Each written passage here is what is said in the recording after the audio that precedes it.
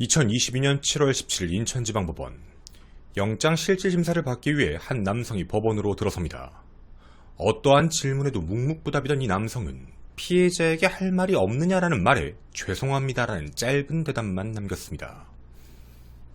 그는 7월 15일 인하대 추락사건의 피의자 20세 김씨입니다. 자신은 정말 밀지 않았다. 모든 혐의는 인정하지만 살인은 하지 않았다고 주장하는 김씨. 김원 사건 파일, 사망사건에서 살인사건으로 인하대 성폭행 추락살인사건 편입니다. 첫 번째 섹션, 사건 발생. 피해자가 발견된 장소는 인천광역시 미추홀구 인하대 캠퍼스 공과대학 2호관 건물 앞이었습니다. 상황으로 봤을 때 건물에서 추락했을 가능성이 높아 보였지만 당시 경찰은 단순 사고라고 판단하지 않았습니다. 바로 이 장소에서 옷이 벗겨진 채 바른 자세로 누워 발견된 피해자였죠.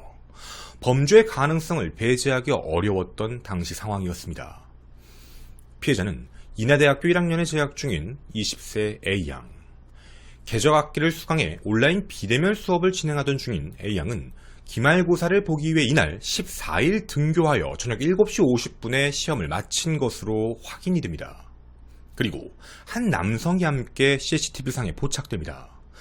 인하대학교는 교내 765대의 CCTV를 설치했고 사건이 발생한 공과대학 2호관에는 총 83대의 CCTV가 설치되어 있었죠. 당일 오후 2시 마찬가지로 시험을 보기 위해 등교했던 이 남성, 그리고 이 남성과 피해자가 함께 술을 마신 것까지 확인이 됩니다. 이 둘의 마지막 흔적은 새벽 1시 30분경 공과대학 2호관 바로 그 건물로 들어가는 모습이었습니다. 그 모습에선 술에 많이 취해 몸을 가누지 못하는 피해자를 부축해 데리고 가는 김씨의 모습이 포착되었죠.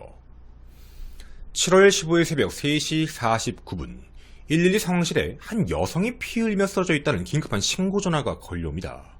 현장 출동 당시 머리와 귀, 입에서 많은 출혈이 있는 상태로 긴급히 병원으로 이송했지만 결국 피해자는 오전 7시경 숨을 거두게 됩니다.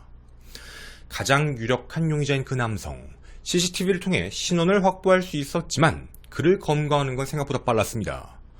건물 내 바로 이 현장에서 그 남성의 휴대폰이 발견되며 경찰은 그의 집으로 직접 찾아가 참고인 신분으로 임의동행을 요청, 그렇게 경찰의 수사가 시작되었습니다.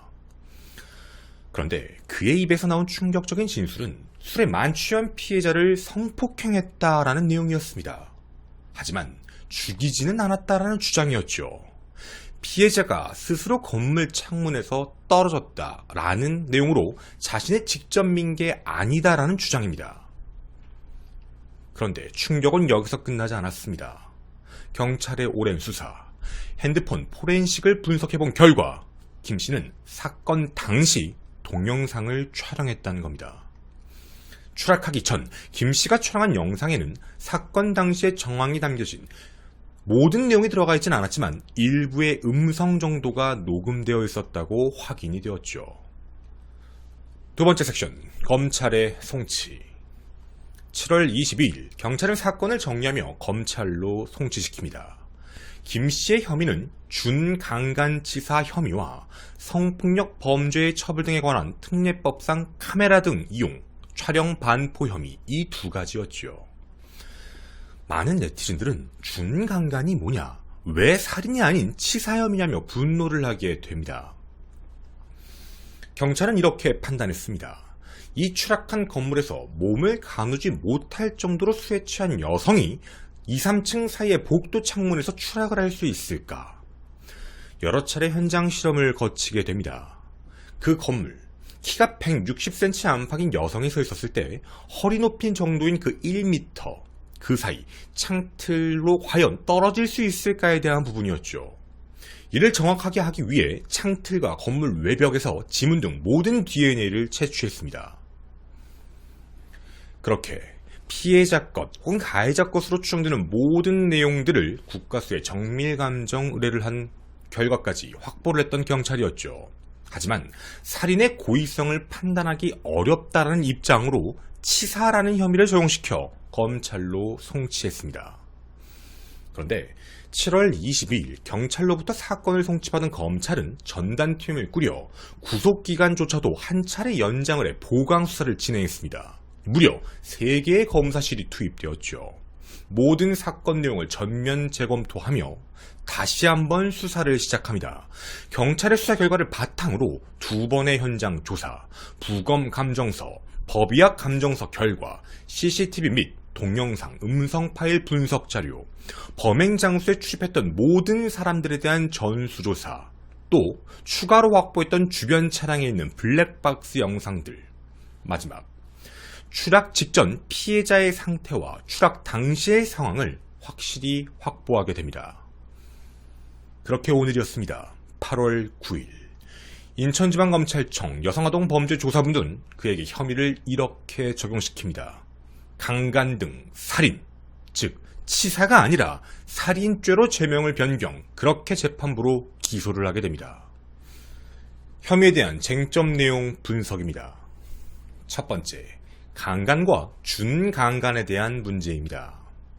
보통 사람들에겐 준강간이라는 단어 자체가 강간이라는 단어보다 경미해 보이는데 실제로는 그런 내용이 아닙니다.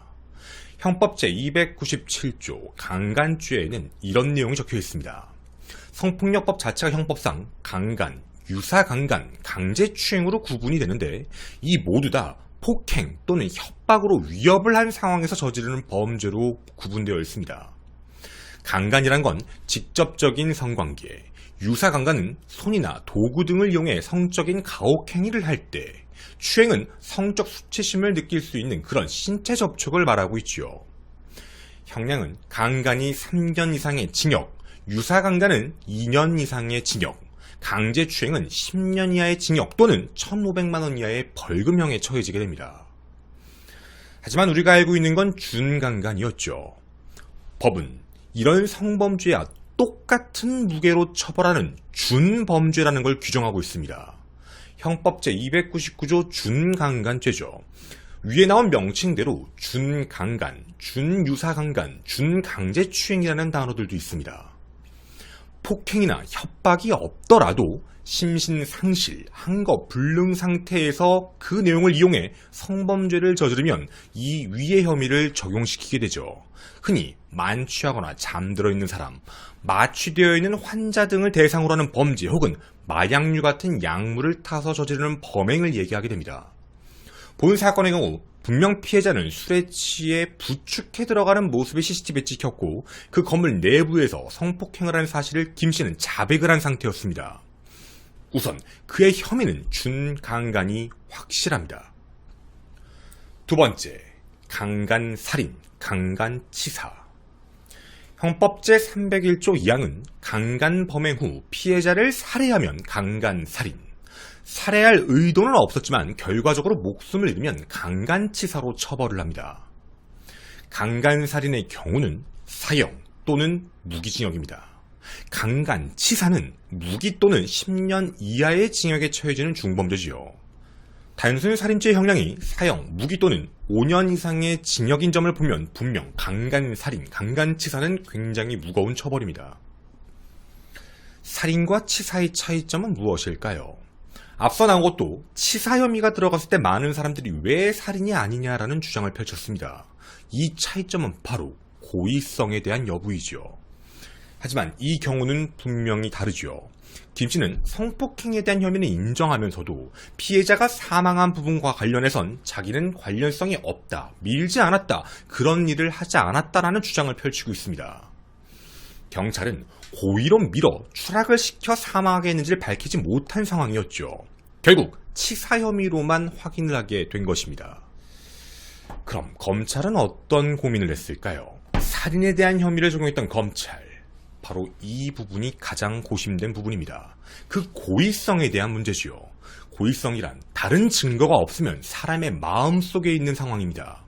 CCTV가 정확히 사건 현장을 비추고 있었다면 판단이 더 쉬웠겠지만 사건 현장을 비추는 CCTV가 없는 상황에서 이 사람의 마음속에 고의성이 있었는지 없었는지를 판단하는 건 매우 어렵다는 것이죠. 해서 어쩔 수 없이 전후 상황에 대한 부분들을 판단해야 합니다. 당시 법조계에선 이런 이야기들이 많이 있었습니다. 분명 이 사건을 살인죄로 넣을 경우에는 미필적 고의 혹은 부작위에 의한 살인 정도로만 이야기가 가능할 것이다.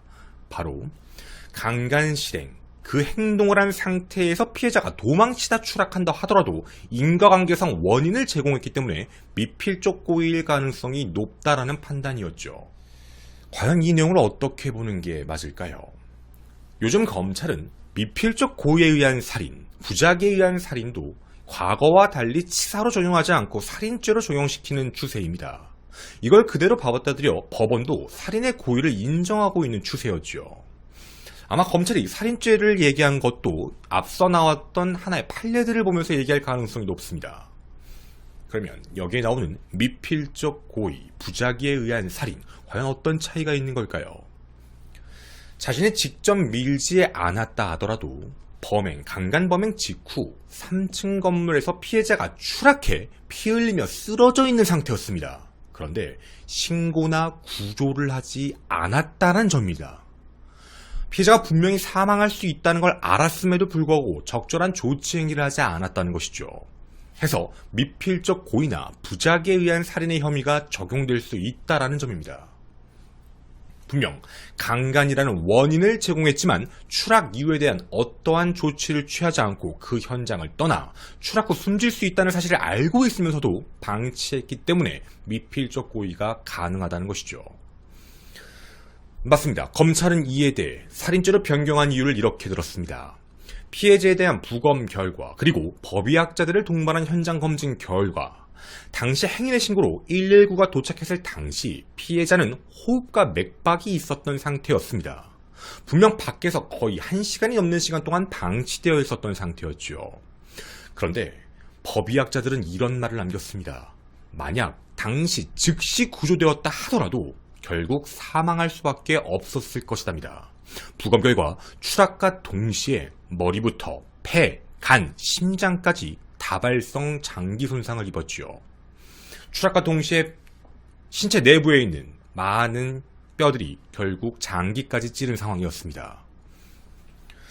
범행 후 구조하지 않아 현장을 이탈한 것도 확실하고, 이런 인과관계를 판단해 보면 이걸 부작위에 의한 살인으로만 볼 수가 없고 미필적 고의에 의한 살인으로 보는 게 맞다라는 뜻이죠. 검찰 측은 기소하기 전 신중하게 사실관련 및 그리고 법리를 검토했으며 한 가지의 사례도 언급했습니다. 과거에 나왔던 한 판례에 대한 이야기였는데요. 어떤 가해자가 건물 옥상에서 겁을 주려는 의도로 피해자를 미는 듯한 행동을 하다가 피해자가 추락해 사망한 사건이 있었습니다. 가해자는 자기가 한 행동으로 인해 사람이 떨어질 수도 있다는 걸 분명 예상할 수 있고 인식을 했음에도 그 행동을 했고 결국 사망이라는 결과가 나왔죠. 재판 결과 당시 가해자가 피해자가 추락해 사망한 이후에도 구조하지 않고 도주했다라는 이유로 이 경우 살인죄가 인정되었습니다. 과거의 판례도 있었고 굉장히 비슷한 사례이기 때문에 살인죄에 대한 입증이 분명 가능하다는 게 검찰의 입장입니다. 세 번째, 불법 촬영 그리고 증거인멸 혐의입니다. 현장에서 발견된 김 씨의 휴대폰을 포렌식하던 도중 당시 상황이 담긴 부분이 확인이 됐습니다. 해서 경찰은 이에 대해서 성폭력 특례법 위반 혐의를 적용시켜 검찰로 적용을 시켰죠. 또 하나, 당시 벗겨진 피해자의 옷가지가 현장에서 떨어진 장소, 학교 내 인근에서 발견된 부분으로 보면 이건 분명 증거인멸 행위다라고 판단을 했습니다. 이에 대해 검찰은 불법 촬영 혐의에 대해서 불기소 처분을 내립니다. 바로 증거 불충분이었죠. 이유가 있었습니다. 그 안의 내용에 대한 문제였는데 이 내용이 범행을 저지를 당시 촬영된 건 맞습니다. 하지만 신체를 촬영하려고 했다고 볼 증거가 없었다는 거죠. 피해자의 신체 부분이 등장한 건 아무것도 없습니다. 그냥 음성에 대한 부분만 들어가 있었기 때문에 이 혐의에 대해서는 기소를 하지 않았죠. 하지만 한 가지 알 수 있는 사실이 있었습니다. 포렌식 분석 결과 범행을 저지를 당시부터 촬영이 되었고요. 피해자가 추락한 이후에 촬영 버튼이 종료되었습니다. 그리고 이걸 직접 종료 버튼을 누른 것도 김 씨입니다. 자동으로 종료된 게 아니란 것이죠. 그럼 여기서 한 가지 알 수 있는 게 있습니다. 어떤 이유에서인지 켜졌는지는 모르겠지만 음성에 대한 부분들이 녹음이 되고 있었고 피해자가 추락한 직후 그걸 인식했습니다. 그리고 촬영 버튼을 껐던 김 씨는 핸드폰을 그 장소에 두고 주변에 있는 옷가지들을 챙겨 현장을 이탈했습니다. 그리고 그 내용들을 하나씩 버리고 있었다는 증거인멸을 시도했다는 점, 분명히 살인죄에 가까운 행동이죠. 마지막 섹션, 향후 재판에 대한 이야기입니다. 향후 재판 과정에서 피고인 김 씨는 분명 자신의 형량을 낮추기 위한 노력을 할 것입니다. 그가 인정한 사실은 단 하나, 준강간 혐의밖에 없지요. 살인이 아니라 자기가 죽일 의도가 없었던 상황, 치사다라는 쪽으로 어떻게든 형량을 내리는 쪽을 선택할 겁니다. 그리고 또 다른 형량 감형을 노릴 것이죠. 첫 번째, 자수감경입니다. 자수감경, 사실 말도 안 되는 내용입니다. 일단 추락한 당시의 상황이 우발적인 사고였다면 당시 현장에서 신고를 해야 했지만 하지 않았습니다. 현장에 휴대폰이 있었기 때문에 경찰이 그걸 확인했고 그 이후에 그게 누구 건지 판단해 김 씨에게 전화를 내 그 이후 임의동행을 한 뒤 자백을 받은 것뿐이죠. 물론 법조계에선 이런 이야기를 합니다. 자신에 대한 범죄 행위를 인정했기 때문에 이걸 전부 자백했기 때문에 감형이 될 수도 있지 않을까. 절대 아닙니다. 그는 모든 걸 인정하지 않았습니다. 만약 재판부가 치사 혐의까지를 인정시켰다면 감경이 될 수도 있습니다. 하지만 재판부가 살인죄를 인정해버리면 그는 감경을 받을 수가 없지요. 끝까지 살인을 하지 않았다고 했기 때문입니다. 자신의 머릿속에 있는 부분에서 치사 혐의가 인정을 받아야지만 자신은 모든 내용을 자백했고 그거에 따른 감경을 받을 수 있다는 것도 아마 생각을 하고 있을 것입니다. 그리고 자수감경이 쉽지 않은 이유도 있습니다. 분명 증거인멸을 하려고 했다는 그 시도 때문이었죠. 피해자의 옷가지들을 버리고 떠났습니다. 최소 현장을 정리하는 모습을 보였던 김 씨였죠. 해서 이건 분명히 감경 사유가 아닌 가중처벌될 사유라고 판단하고 있습니다. 핵심 쟁점 두 번째, 김 씨 측은 살인을 부정할 겁니다. 이유가 있습니다. 기억이 나지 않는다라는 주장, 바로 주취 감형에 대한 부분이죠. 한 가지 법이 바뀐 게 있습니다. 자신이 술을 마시고 학교로 데려가서 범행을 저질렀습니다. 술을 먹고 성범죄를 저질렀다라는 건 사실 가중처벌 대상으로 법이 바뀌었습니다. 만취 상태를 주장하면서 성폭행을 저질렀으면 심신미약이 적용되는 것이 아닌 범죄에 대해 반성하지 않고 핑계를 댄다고 보기 때문에 보통보다 조금 더 가중처벌을 하게 되죠. 해서 이 부분을 하지 않을 거다라고 유추하시는 분도 많지만 이 경우는 다릅니다.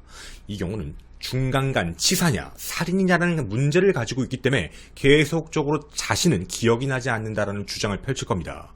가중처벌을 받더라도 분명 준강간 행위에 대한 부분만 처벌을 받으려고 할 겁니다. 그리고 그에 대한 증거들을 대기 시작할 겁니다. 제일 무섭죠. 내가 많이 취했기 때문에 핸드폰을 두고 간 것이다. 분명합니다. 김 씨는 검찰 조사에서 성폭행 사실을 인정하면서도 왜 촬영을 했는지, 왜 휴대폰을 두고 갔는지에 대해서 이런 진술을 했습니다. 기억이 나지 않는다. 깨어나 보니 집이었다라는 진술이었죠. 추락 당시의 상황은 기억나지 않는다. 구호 조치를 취하지 않은 것도 깨어나 보니 집이었기 때문이다. 그리고 그 전 상황은 술에 취해 당시 상황이 드문드문 기억난다라는 주장을 계속해서 펼쳤습니다. 자신이 가중처벌을 받을 사실을 알고 있음에도 계속적으로 기억이 나지 않는다라는 주장을 펼칠 수밖에 없는 상황이죠. 핵심 쟁점 여부는 바로 그래서 주취 감형에 대한 문제입니다. 만약 재판부가 휴대폰을 두고 갔다라는 그 사실을 너무나도 정신이 없어서 주변 현장을 정리하다 핸드폰을 두고 갔다라는 쪽으로 살인의 고의성을 본다면 가중처벌. 만약 분명 당시 정신이 없고 기억이 나지 않았다. 자기가 그래서 정신이 없어서 휴대폰까지 두고 간 것이다 라는 김 씨의 말을 이해해주면 준강간 치사 혐의로 약간의 가중처벌을 내릴 겁니다. 과연 재판부는 어떤 판결을 내릴까요? 저는 김원 사건 파일의 김원이었습니다. 감사합니다. 자, 저희 뒷이야기를 잠깐 편하게 가보도록 하겠습니다. 이 사건에서 저희가 한 가지 좀 언론에 나와 있던 내용과 조금 다른 부분을 얘기를 드린 거 다시 한번 좀 설명을 드릴 거예요. 오해하실 수도 있으니까. 일단 뭐냐면 술을 먹고 성폭행을 저지르면 가중처벌이 맞아요. 법이 바뀌었어요. 근데 여기서는 이걸 주장할 수밖에 없어요. 얘는. 이게 어떤 뜻인지 아시겠죠? 자, 준강간죄만 놓고 봤을 때 술 먹었다는 걸 인정하면 안 돼요. 기억이 난다고 해야 돼요. 그래야 형량이 좀 낮게 나와요. 아니면 가중처벌되니까. 근데 여긴 지금 준강간 치사냐, 준강간 살인냐가 껴요. 근데 자기가 살인 혐의를 인정받게 되면 이건 진짜 난리가 나는 상황이에요. 그래서 얘는 기억이 안 난다라는 주장을 펼쳐야 돼요. 현재 상황이. 기억이 나지 않는다라는 걸 주장해서 준강간 치사로 가야 되는 거예요. 그래야지만 형량이 낮게 나오니까. 그래서 얘는 끝까지 주치에 대한 주장을 할 거예요. 기억이 절대 나지 않는다고. 그래서 지금까지도 그 얘기가 계속 나오고 있는 거예요. 어느 부분에선 가중처벌을 받더라도 어느 부분에서, 그리고 또 하나, 아까 말씀드린 대로 중강간 치사로 가게 되면 얘는 감경사유가 하나 들어가요. 자백이에요. 검거가 되고 나서 모든 내용을 진실로 자백했다는 걸 재판부가 인정하게 돼요. 중간간 저지른 거 맞고 난 밀지 않았는데 떨어졌다, 치사다, 이렇게 되면 그거 맞아, 맞는 말이잖아. 그럼 감경사유가 된다는 얘기예요. 그러니까 가중처벌 요소도 있지만 감경 요소도 분명히 있죠. 감경 요소 또 있죠. 뭐 초범인 점, 형사 전력이 없는 점, 반성하고 있는 점, 뭐 또 이딴 식으로 들어갈 거 아니에요. 그러니까 플러스 마이너스 요소들이 분명히 붙어요. 가중과 감경 요소. 그러니까 이게 지금 분명히 김씨 측에서 머리 끝까지 쓰고 있는 부분은 이걸 어떻게든 중간간 치사로 빠지려고 하는 부분일 거예요. 더 많이 나가면 치사 혐의까지 빼려고 하겠지만 제가 볼 땐 그건 쉽지 않을 것 같고, 현장에 대한 문제를 봤을 땐 이걸 어떻게 판단하게 될지 이제 재판부가 판단해야 될 입장이죠. 근데 검찰은 혐의 입증에 대한 부분이 굉장히 자신이 있어요. 과거에 판례도 있었고, 그리고 이 사건에서 피해자가 자발적으로 뛰었다라는 부분이 아마 입증이 쉽지 않을 것 같아요. 이것도 저희도 그냥 뒷이야기니까 그냥 이렇게 좀 편하게 말씀을 좀 드리면, 자발적으로 뛰어내렸다, 자기가 도망칠 혹은 수치심 때문에 팍 뛰었다라고 하게 되면 2, 3층 높이에서 머리 등 부분으로 떨어질 수가 없어요. 이게 지금 부검감정서만 보게 되면 머리 등 쪽으로 추락했어요. 팡! 그러니까 이게 자발적으로 도망치기 위해서 뛰었다라는 부분이면 다리, 무릎, 손 이런 부분들이 더 많이 다치게 돼요.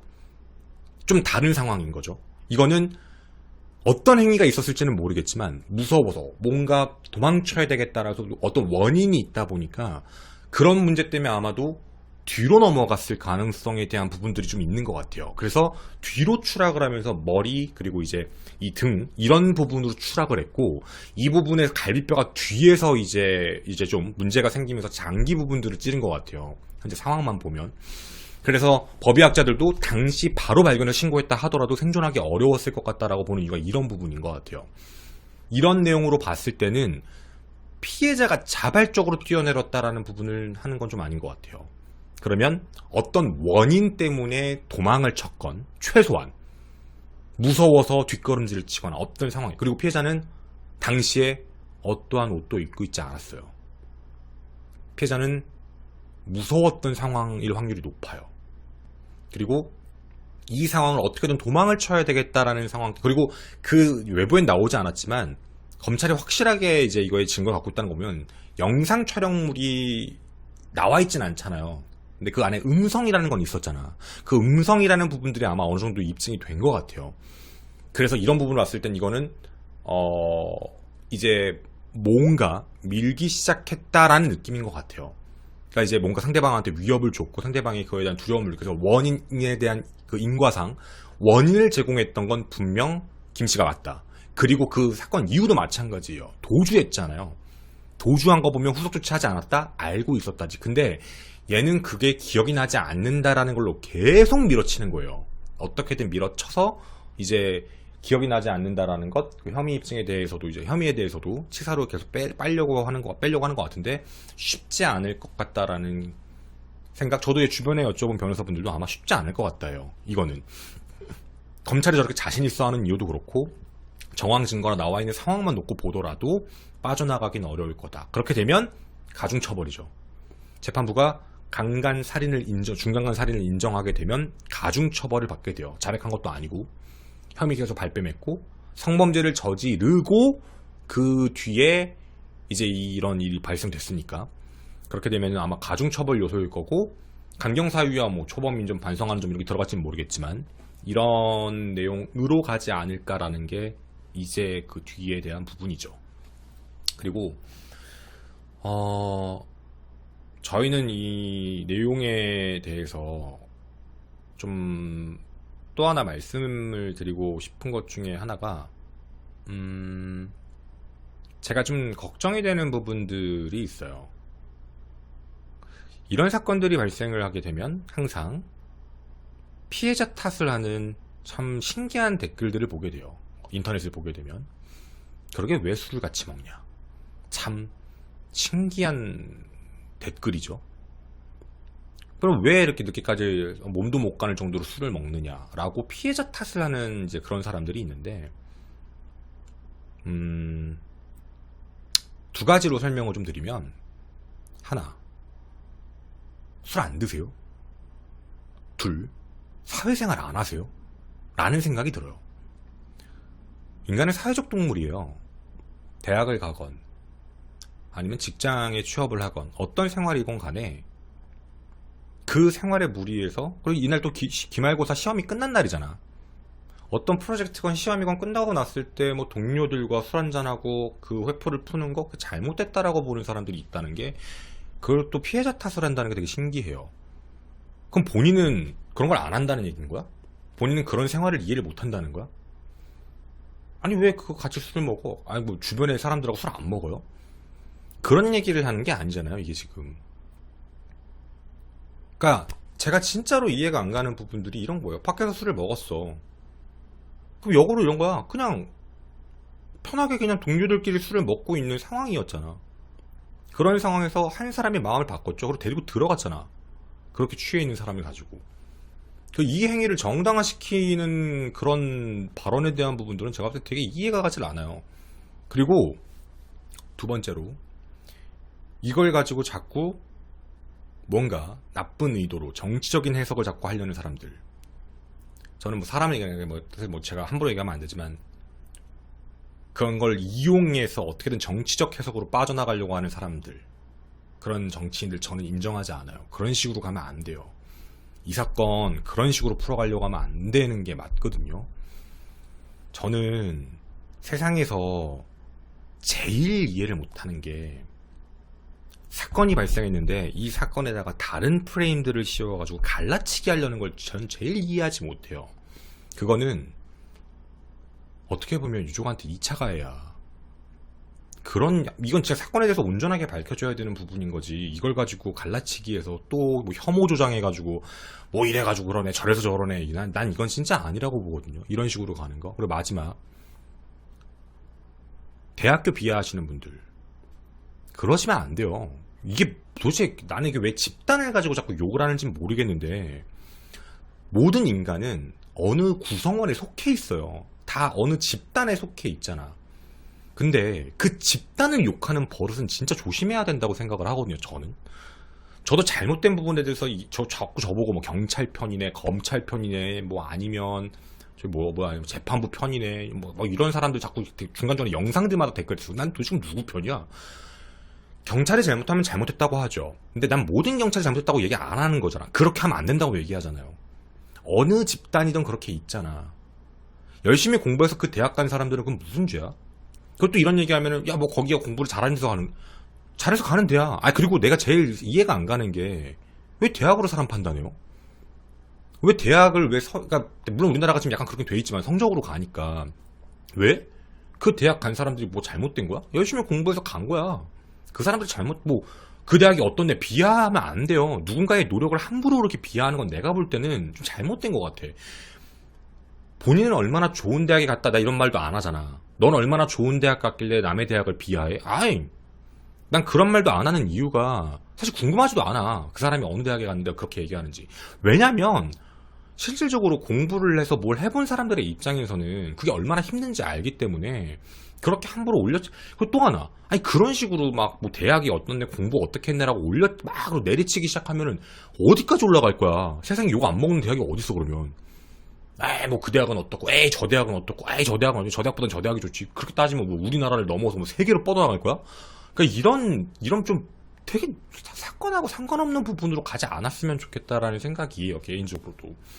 그러니까 저는 이 사건이 뒤에 가서 어떻게 끝까지 갈지는 잘 모르겠지만, 굉장히 끔찍한 범행이에요. 상대방이 원치 않는데 그 행동을 강압적으로 했다는 걸 누가 용납을 하나고요. 그건 정말 잘못된 행동이잖아. 그러니까 그런 부분에 대해서 뭐 이런 거 아니냐 저런 거 아니냐 막 이런 2차 가해 같은 이상한 건 좀 안 하셨으면 정말 좋겠어요. 그래서 여러분들에게 이제 이 내용에 대한 부분들, 검찰이 어떻게 혐의 입증을 하려고 하는지에 대한 부분, 그리고 이제 용어들이 어떻게 된 건지에 대해서 설명을 드렸고요.